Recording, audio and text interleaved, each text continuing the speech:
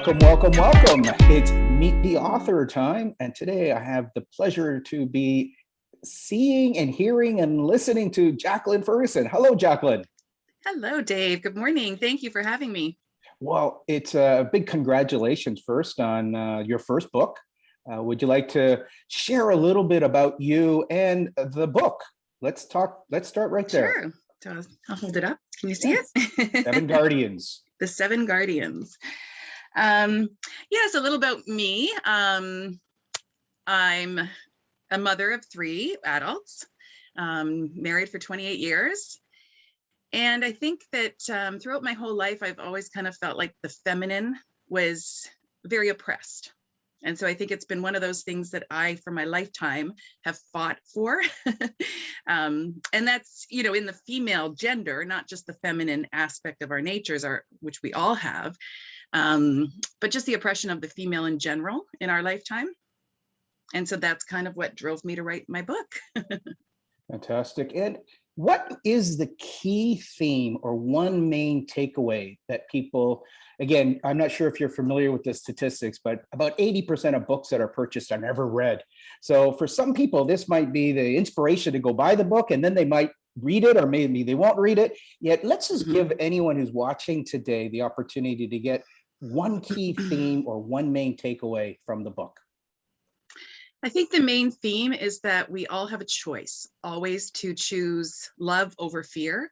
I think that's the main theme, that even when the most unimaginable can happen in our lives, we have the free will to choose love over lower emotions like bitterness or anger or hatred, which many of us tend to go into when something, as we appear negative in our lives, we don't often choose love.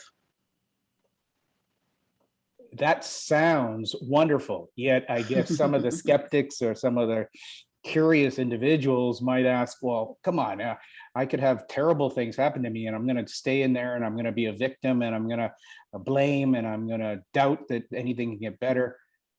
Is there a process that's outlined in the book? Is there some stories that might uplift people out of misery and into seeing it from a different perspective?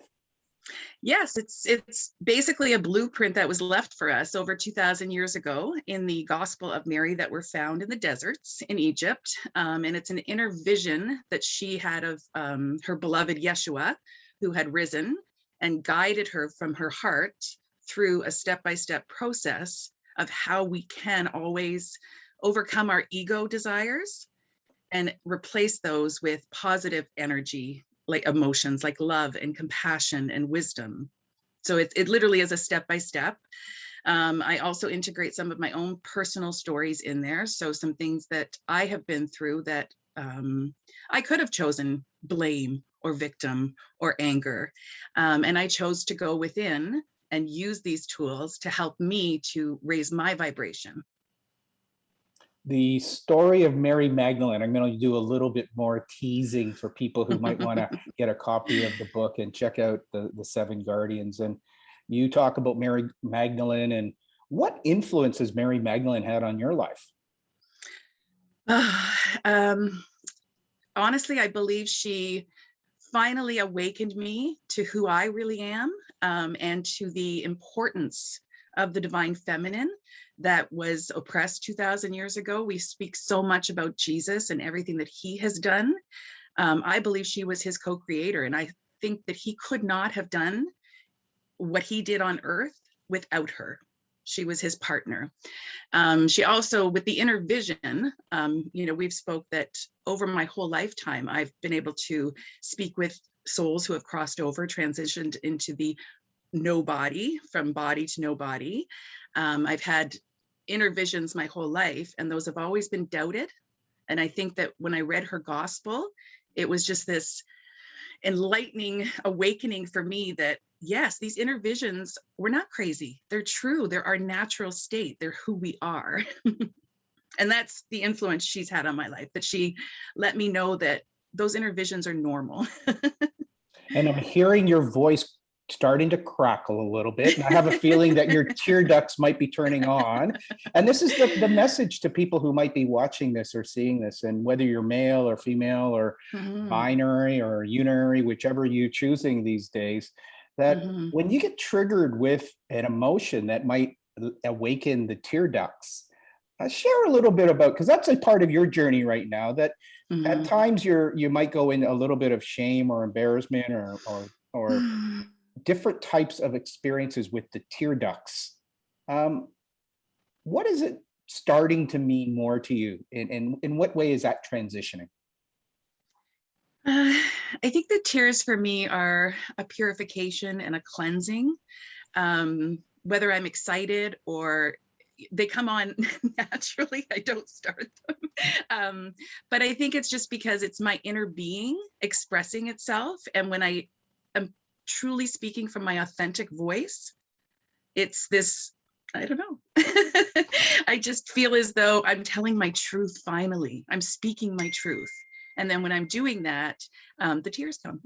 I love it. In fact, when I read your book, I think I mentioned that I think one of the feedback things I said about your book is I cried 3 times, and so that is a bit of my gauge when I'm reading things is what triggers me, what gets the tear ducts turned on, and it's autonomic, and it's something that I'm really inviting men and women to explore it. In fact, Absolutely. even have a conversation with it. I think your book does that brilliantly. Is it asks Thank you. questions, it tells story, it has a new relationship with for many with Mary Magdalene, and it's had transformational effects on you. And I guess that's a beautiful part of the journey that Meet the Author Mhm. is about. Also, is that you've gone from being a writer to now being an author. And what advice would you give to new authors?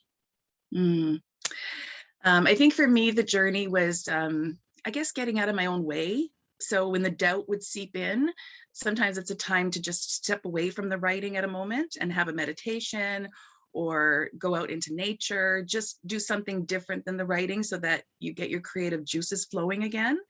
I also think just to write every single day, even if it's just a page, just get out your handwriting. And I wrote this book in a journal to begin with, and then pieced it all together and typed it up. And a lot of the notes in the journal didn't make it into the book, but they were relevant for me to get out of my own head and stop the chatter of doubt that says, I'm not an author. Who do I think I am? And I actually even include that in the book. I say that several times I questioned myself about what I was writing, and is this truly, am I good enough to write this and to get this out into the world? And I think when we take that moment to just get out of our own heads, we're all creative. Every one of us has that creation within us, and we all have a unique journey in life. And I think our stories need to be told. Every one of us has a unique story that can change someone else's life. I love the divine timing that's been coming in play with you and me and our trust circle and some of the work. And today's mantra for me was everyone's spiritual journey is perfect. Mhm. So Exactly. very That much in was line, perfect. which is really wonderful. And I think that's what your book did for me, was to connect with somebody who has had an amazing connection with Mary Magdalene, and who has lit in it. So it reawakened my relationship with Mary Magdalene. And I thank you for that. It really has been wonderful to hear it and now to share it. Our next question is a fun question, is if we could get your book into 3 people's hands, because what you did was quite fascinating. Is you self-published, but you also connected with a group associated with Hay House. And so are there 1, 2, or 3 people that you would like to get this book into their hands in the next 6 months? Definitely a publisher from Hay House. Because I think they carry so much influence worldwide. But honestly, so I've had a couple of reviews this week. One person has mentioned to me that it was enlightening. It has changed the way they view themselves. Another person expressed that I had written everything they've thought of their whole life. So to me, it's not about, being a big bestseller. It's if I get it into the hands of someone who maybe doesn't feel worthy in this world, who maybe questions their humanity and forgot about their divinity, and it changes their life, that is the most important person I believe needs to read this book. Well, that's humble, and it's authentic, and it's genuine, and I appreciate it. And Jay Shetty. There you go. Thank you. That's the playful side. Okay, so Jay Shetty will be one. And is there someone else that would make you giggle like that? Yeah, let's get it to Jay, or let's get it to who else? Well, I started filling out the application for Mind Valley. Very good. So Vishen Lakiani. So if just even to do a course with them, maybe that's the long goal with this book. The workbook has actually just launched, so it's available now too.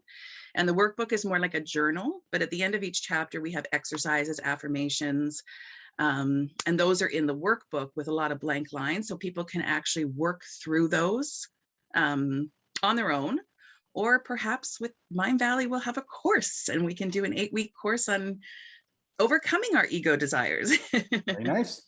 So that's a big shout out to any of our friends over at Mind Valley, and whether it's Vishen or Eric, or perhaps even through Maverick. We'll see how that might unfold. Congratulations, because you did reach the Amazon best-selling list. Mm-hmm. Again, was that mainly you putting it out there, friends taking action, and you reaching I believe the top 3? It was funny because a week ago Saturday, it was number 3 in Hot New Sellers. By Monday, it was number 2. It had been 700 in spiritual inspiration books on Saturday, and by Tuesday it hit number 19. Very good. And yeah, that's just been pretty much social media, family, friends. I also belong to some Mary Magdalene groups. So yeah.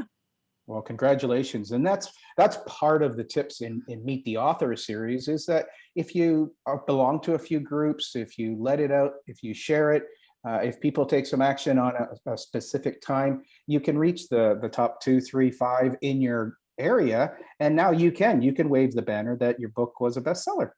Yes. And you're a best-selling author. Oh my goodness. and this idea of you now being an authority, if there was something that you feel that you're an authority in, what might it be?